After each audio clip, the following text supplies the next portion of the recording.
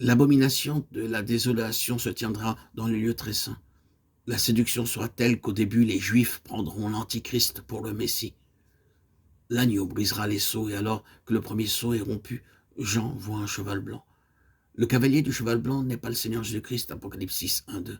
Le cheval blanc sur lequel il chevauchera est mentionné dans Apocalypse 19, 11, 16.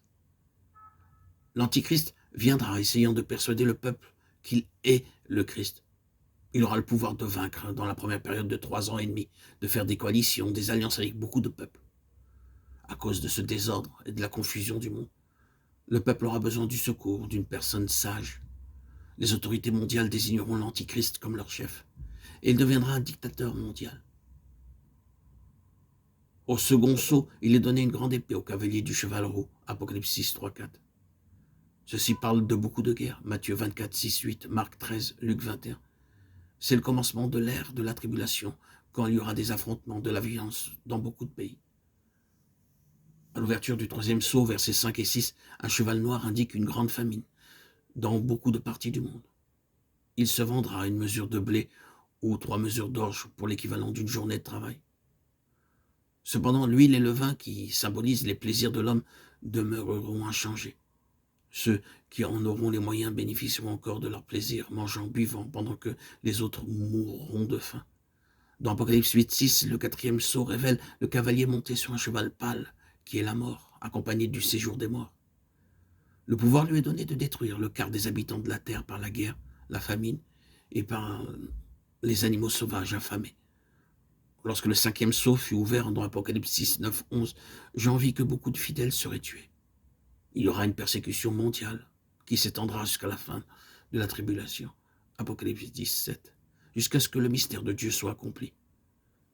Plusieurs naîtront de nouveau pendant la tribulation. Apocalypse 7, 9, 13, 14.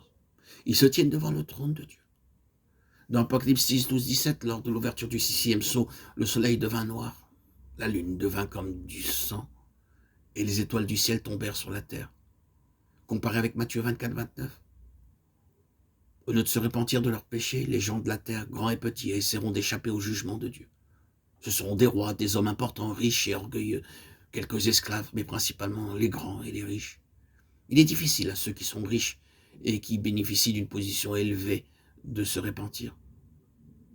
Dans Apocalypse 7, 1, 14, nous avons les 144 000 d'Israël qui furent marqués d'un sceau. Ceci est en relation avec la conversion des Juifs en tant que nation. Ésaïe 66, 5, 8. Lorsque l'Antichrist offrira le sacrifice d'abomination, leurs yeux s'ouvriront. Matthieu 24, 15. Alors, l'Antichrist commencera à persécuter les Juifs. 144 000 est un chiffre symbolique.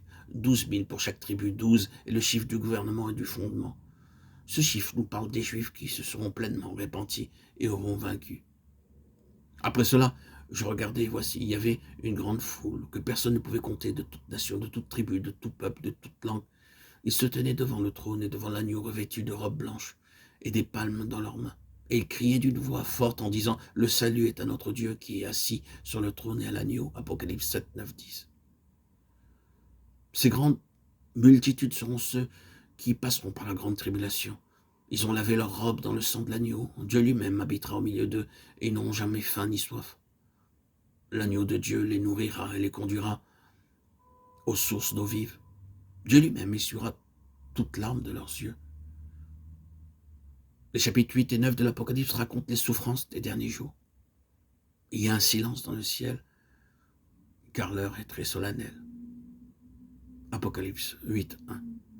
Les prières de ceux qui intercèdent pour la protection du peuple seront exaucées.